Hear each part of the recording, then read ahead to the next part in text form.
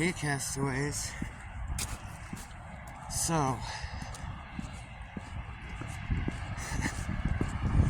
I went on a rabbit hole last night, and boy was it deep. I got to thinking, if I'm having such financial problems in my life, there are other people out there I know for a fact that are in the same boat. Because there wouldn't be relief programs for people like us if you qualify. Now, if you don't qualify, like, I don't know, felons, people that don't net too much, but they gross way too much, anybody that's got some sort of lien against their check, their paycheck, whether it be a government one or whatnot, okay? And then vehicles costing, Jesus Christ, my buddy's paid like $500 on his, and that's not the worst one that I've heard. So, pain in the ass. Now,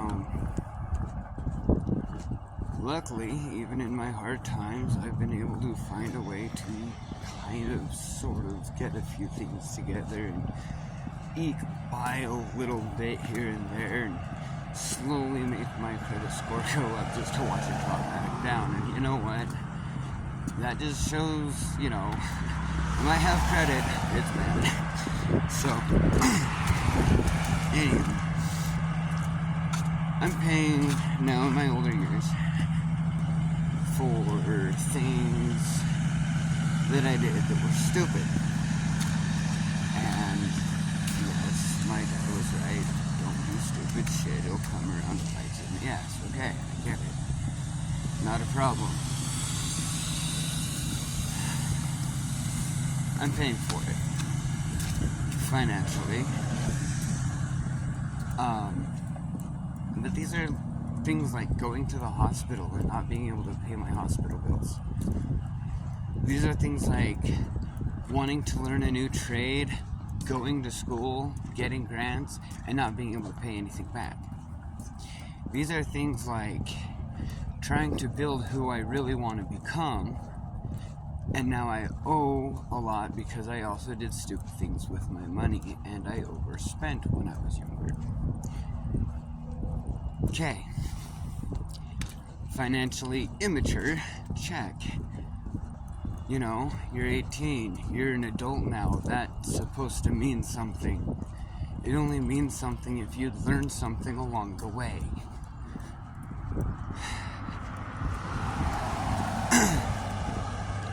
I am a very thick-headed person. I don't have a huge ego because I pretty much know that I'm a piece of crap.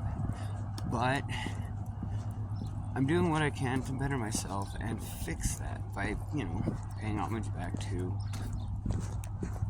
obviously, financially.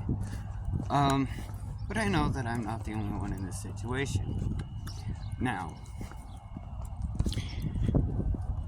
this rabbit hole that I was going down, I was like, I wonder what the average work day's like. It's like a 9 to 5, right? Something kind of like that, right? I mean, we're going based on, like, say, government 9 to 5. There we go. Okay, they just assume everybody works the same thing, but we don't. I know we don't because I don't. Never have.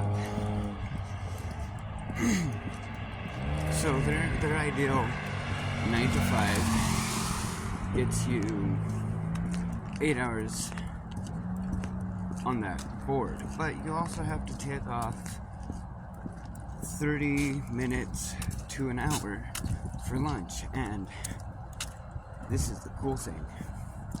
employees or employers go, awesome, this means they can stay late. Now your 9 to 5 became 9 to 6 or 9 to 5:30 if you want to get the 8 hours, because 40 is max, right? Because nobody wants to pay overtime because they can't afford to. We're not the only ones fucking suffering, our bosses are too. Shit rolls downhill and it hits us the hardest. Trust me on that. You work the federal minimum wage, which is $15 an hour. Now, I went ahead, whole algorithm, the whole 9 yards, on my next day off in 4 days. I will be able to actually compile this information and put it up here for a part 2 probably.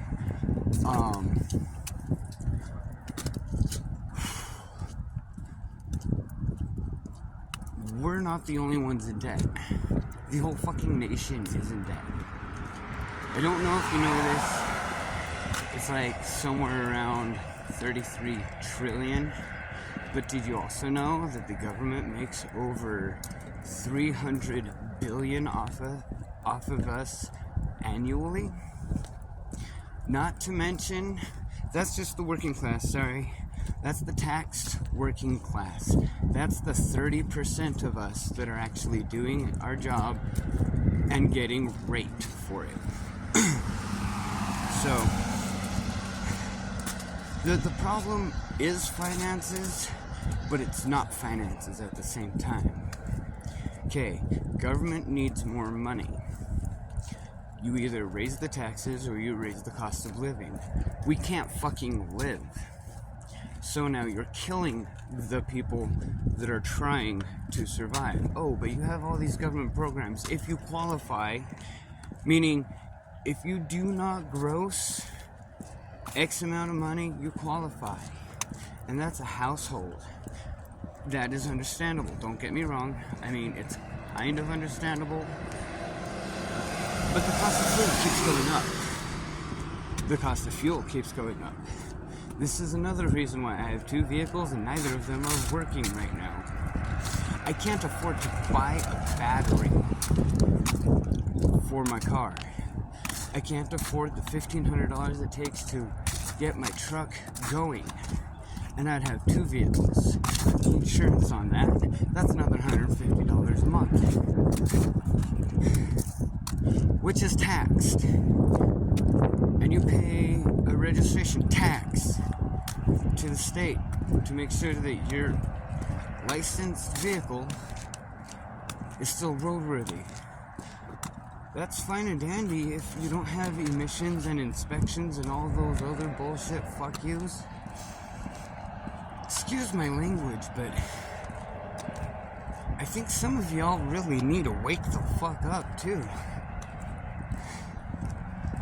We are financially and physically starving in poverty.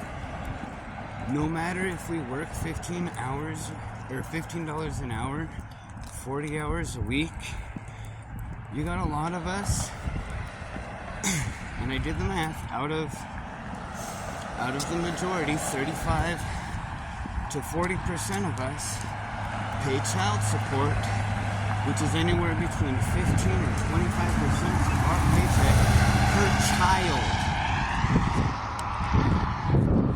Okay? So, if you have back due child support, you're screwed too, because that shit just keeps piling up.